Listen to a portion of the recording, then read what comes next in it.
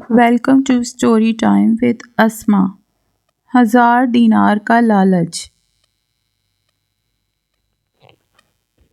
شہر کے بازار میں رفیق کی کپڑے کی دکان تھی۔ رفیق ایک نیک اور ایماندار تاجر تھا۔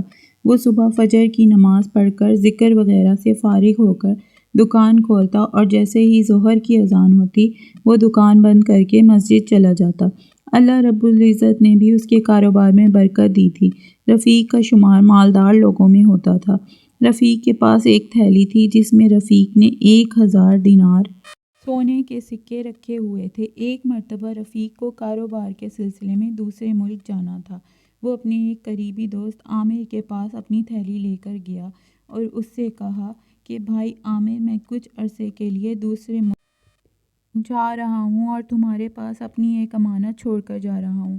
امید ہے تم اس کی حفاظت کرو گے۔ میں واپس آ کر تم سے یہ امانت لے لوں گا۔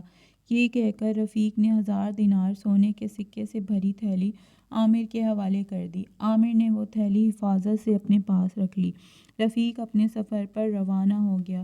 دن گزرتے گئے۔ رفیق کو گئے ہوئے کئی دن ہو گئے۔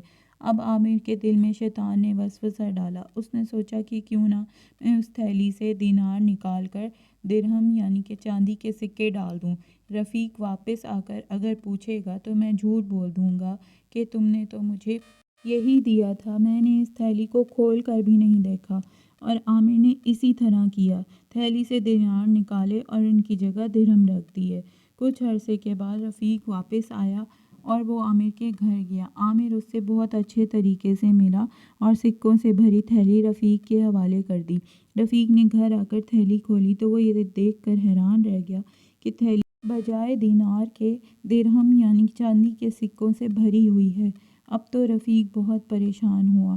وہ بھاگتا ہوا عامر کے پاس گیا اور اسے ساری بات بتائی۔ عامر بہت غصہ ہوا اور کہا کہ ایک تو میں نے تم پر احسان کیا اور تمہارے مال کی حفاظت کی اور تم مجھ پر چوری کا الزام لگاتے ہو۔ بیچارہ رفیق گھر واپس آیا، 2 رکعت نفل نماز پڑھی، اللہ سے دعا مانگی کہ اے اللہ، میں تو ہر سال اپنے مال کی زکوٰۃ بھی نکالتا ہوں اور جس مال کی زکوٰۃ نکل جائے اس کی آپ حفاظت فرماتے ہیں۔ میرے مال کی حفاظت فرما کر مجھے واپس لوٹا دیجیے۔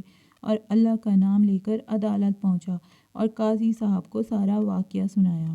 قاضی صاحب نے عامر کو بلایا اور اس سے پوچھا کہ رفیق نے تمہارے پاس امانت کتنے سال پہلے رکھوائی تھی؟ اس نے کہا 5 سال پہلے۔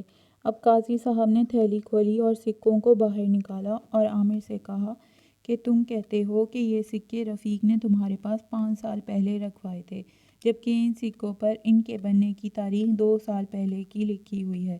اس کا مطلب ہے کہ تم جھوٹ بول رہے ہو۔ اب جلدی سے رفیق کا مال اس کے حوالے کر دو اور سزا کے لیے تیار ہو جاؤ۔ عامر نے شرمندگی سے اپنا سر جھکا لیا اور اپنے جرم کا اقرار کرتے ہوئے رفیق کا مال اس کے حوالے کر دیا۔ اگر آپ کو اسٹوری پسند آئی ہے تو please like, share and subscribe my channel. Thank you.